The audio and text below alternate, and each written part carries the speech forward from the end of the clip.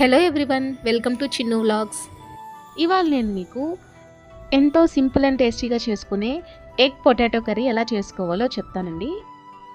ఈ కర్రీ హాస్టల్లో ఉన్న వాళ్ళు కానీ లేదా బ్యాచిలర్స్ కానీ చాలా ఈజీగా ప్రిపేర్ చేసేసుకోవచ్చు.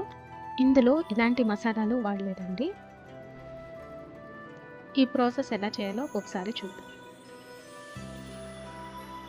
ఈ ఎగ్ కర్రీ కోసం 3 మీడియం సైజ్ టొమాటోస్, అలాగే ఒక మీడియం సైజ్ ఆనియన్, 2 రెబ్బల కరివేపాకు, అలాగే 2 మీడియం సైజ్ పొటాటోస్ పీల్ చేసినవి తీసుకున్నానండి.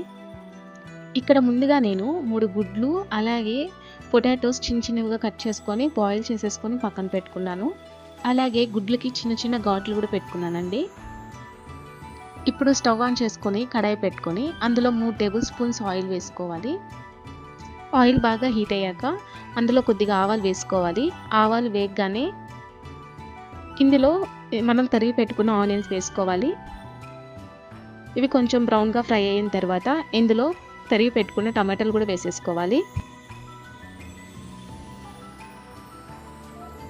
అలాగే కొద్దిగా ఉప్పు, అలాగే 2 రెబ్బల కరివేపాకు కూడా వేసేసుకొని బాగా కలుపుకొని మూత పెట్టేసుకోవాలండి. ఇందులో ఉప్పు వేయడం వల్ల టమాటాలు కొంచెం బాగా మెత్తబడతాయి. ఇలా ఒక 2 మినిట్స్ అయిన తర్వాత మూత తీసి మళ్ళీ కలుపుకోవాలి. ఇప్పుడు ఇందులో 1/2 టేబుల్ స్పూన్ పసుపు వేసుకోవాలి. పసుపు వేసుకున్నాక బాగా కలుపుకోవాలి. ఇలా బాగా కలుపుకొని మళ్ళీ 1 నిమిషం పాటు మూత పెట్టుకొని ఉడికించుకోవాలి.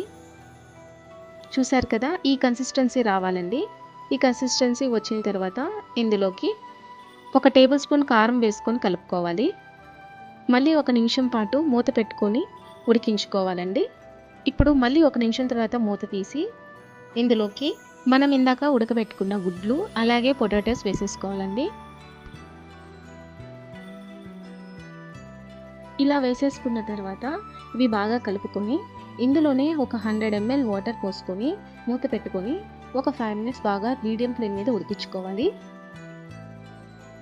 చూసారు కదండి, ఇలా కర్రీ బాగా దగ్గర పడ్డాక స్టవ్ ఆఫ్ చేసేసుకొని సర్వింగ్ బౌల్లోకి తీసుకొని సర్వ్ చేసుకోవడమే అండి. ఇలా చేసుకుంటే వేడి వేడి అన్నంలోకి చాలా చాలా బాగుంటుందండి. ఒకసారి మీరు కూడా ట్రై చేసి మీకు ఎలా వచ్చిందో కమెంట్ సెక్షన్లో చెప్పండి. ఈ వీడియో కనుక మీకు నచ్చినట్టయితే లైక్ చేసి షేర్ చేసి సబ్స్క్రైబ్ చేసుకోండి. Thank you for watching.